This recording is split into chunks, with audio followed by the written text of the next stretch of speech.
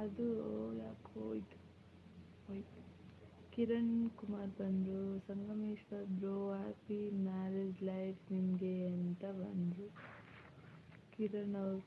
ಸಾರಿ, ಕಿರಣ್ ಅವ್ರು ಹೇಳ್ತಾ ಇದ್ದಾರೆ ಮಲ್ಕೊಂಡು ಲೈವ್ ಮಾಡಿ ಅಂತ. ನಾನು ಹಂಗೆಲ್ಲ ಮಾಡಲ್ಲ. ಕ್ಯಾಡ್ಬರಿ ಇನ್ನೂ ಕಾಫಿ ಇಲ್ಲ ಅಂತಂದರೆ ಥ್ಯಾಂಕ್ ಯು ಕಿರಣ್ ಚಿನ್ನ ಅಂತ ಹೇಳ್ತಾ ಇದ್ದಾರೆ ಕನ್ನಡದವರು. ಯಾರ್ದು ಮ್ಯಾರೇಜ್ ಲೈಫ್? ಯಾರು?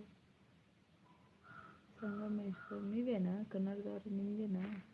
ನನ್ನ ಮದುವೆ ಆಗಿದ್ದು ನಿಮಗೆ ಹೇಗೆ ಗೊತ್ತಾಯಿತು?